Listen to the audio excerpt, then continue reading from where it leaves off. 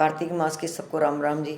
आज मैं आपको आंवली नवमी की कहानी सुना रही हूँ। कार्तिक मास में कार्तिक की कहानी आंवली नवमी की सुननी चाहिए। तो नहाओ या नहीं नहाओ, आंवली की और कार्तिक की कहानी जरूर सुननी चाहिए। तो एक सेठ जी के 7 बेटा और 7 बुआई, 6 बेटा इनकी शादी होगी, 7 बेटा की शादी हुई। तो जो सेठानी जी रोज नहाते, नदी पे नहा के आते, रोज न डेली सोने का आंवले का दान करते, फिर भोजन करते। सेठानी जी करते करते वो आराम से उनका दिन बीत रहा था। 7वीं बहू बेटा की शादी हुई, 7वीं बहू आई। 7वीं बहू आई तो वो देख रही थी रोज ही आंवले सोने का आंवले का दान करे। अब वो तो बोली कि तो भंडारी लुट जाएगा, बोला सारा। उठी और उठ कर ताला लगा दिया। ताला लगा दिया तो सेठानी जी नहा के आए तो देखे तो ताला लग रहा। ताला लग रहा भंडारे के, वो उधर गए सोने आंवला लेने के लिए तो ताला लग रहा। अब सबसे पूछा भाई किसने ताला लगाया, कोई नहीं बोला।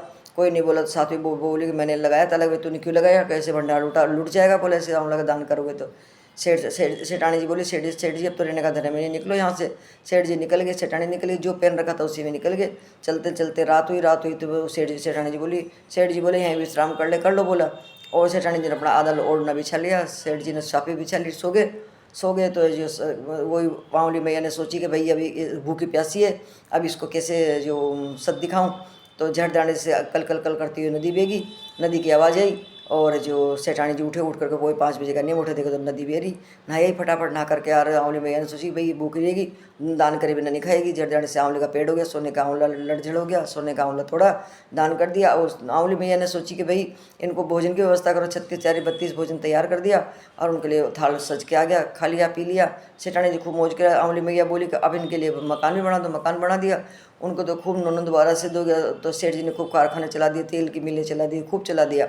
उधर सातू बेटा इनका टोटा आ गया, घर के अंदर दाढ़ी बढ़ रही, कपड़ा फट गया, बच्चों के कुछ नहीं खाने के लिए, उनके लिए खाने के लिए नहीं, तरस रहे थे खाने के लिए। तो छोटी बड़ी बोली कि भाई तुम क्यों यहाँ परेशान हो रहे हो, धंधा भी नहीं मिले। एक आंवला नगरी बसी, वहाँ चले जाओ। वहाँ चले गए, चलते चलते आंवला नगरी पहुँच गए। वहाँ देखा जाकर तो नौकरों से बोलो हमको रख लो। तो सेठ जी से बोले 6-7 नौकर आए महाराज, रख लो। बोला सबने काम किया। तो जो छोटी बहू को बोला भाई इसको जो सेठानी जी के उसमें सेवा में लगा दो। ठीक है भाई, छोटी बहू को लगा दिया और खूब सेवा करती, रोज ही आंवला दान करती हो। आंवला दान करती तो वो बोली कि मेरी सासू भी ऐसे ही करे आंवला दान। कि अच्छा, बोला हाँ। तो उसने वो तो पहचान की थी सेठानी जी। तो सेठानी जी ने पहचानती वो बोली कि सेठ जी के पास में उस नौकर को बुलाया। नौकर बोला कि ये तो अपना ही बेटा बहू है। अच्छा अपना ही बेटा बहू है, बोला हाँ। तो सबको नहलाया धुलाया, हजामत बनवाई, सबको कपड़े दिए और बहू उनको सबको कपड़े पहनाए, पोता पोती ने सबको पहनाया। तो सेठानी जी बोली कि देखो भाई किसी का दान पुण्य करे तो हाथ नहीं रोकना चाहिए, और जो जैसे दान पुण्य करे तो करने दो। तो आज सेठ जी सेठानी जी जैसे उनके आंवला नगरी गांव बसाए वैसे सबका बसावे।